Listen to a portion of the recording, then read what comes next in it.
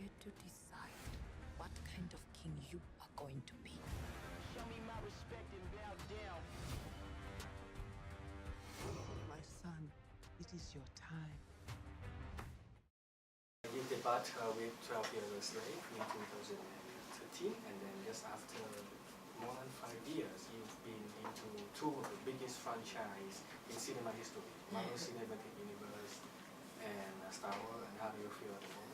I feel pretty happy.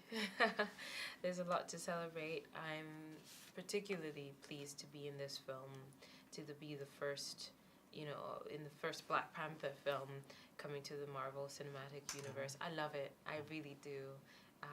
Yeah, and I feel honored. It's supposed to be a physically and mentally challenging role for you.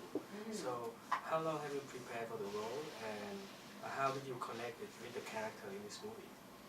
Well, I started physically training on my own for it about 4 months before we started shooting, and then we had 6 weeks of boot camp when we all got together in Atlanta and started working with the stunt team, and that involved warm-up sessions as a group, and then we'd split up into our various techniques. Nakia, because she's so worldly, has a lot of different influences in the way she fights, and so there was influences from judo and jiu-jitsu, Filipino martial arts, and capoeira, and then firearms and the ring blades as well that I had to master. And so it was physically very challenging, but I enjoyed it a lot. And then of course there's the psychological and emotional side as well, and that preparation happened at that time too. A lot of people right now are saying that Black Panther celebrates the diversity for the colored people, but I also find that it's a progress for women as well, because around T'Challa there are 4 very strong women: the Queen, the Spy, the Scientist, and the General. Yeah. And it has been a very good year for women in Hollywood. You have Wonder Woman and Lady Bird. And is it a sign for the era for a better time for women in Hollywood right now? Well, I hope so. I hope that, that transformation is occurring, and I hope that it's something that is sustainable. At the end of the day, I don't want this to be an event. I want it to actually be a systemic shift, and that this can be the new normal. Because the world we live in is populated by extremely powerful women in all sorts of fields, and it's high time that we recognize that, and that it becomes just as normal as it is in Wakanda. In Wakanda, these women, we meet them, and it's not a point of it's not an exceptional point in Wakanda. That's just the way the women are there.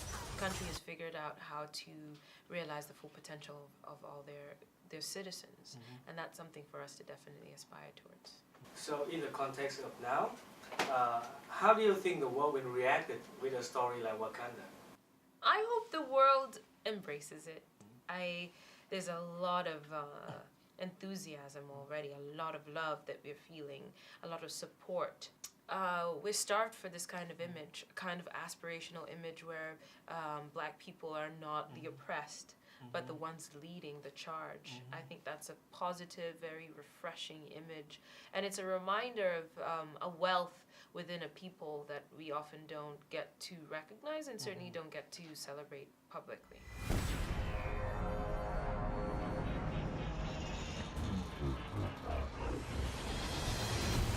You will not be able to stay home, brother. You will not be able to plug in, turn on, and cop out. The revolution will not be televised. Let's have some fun.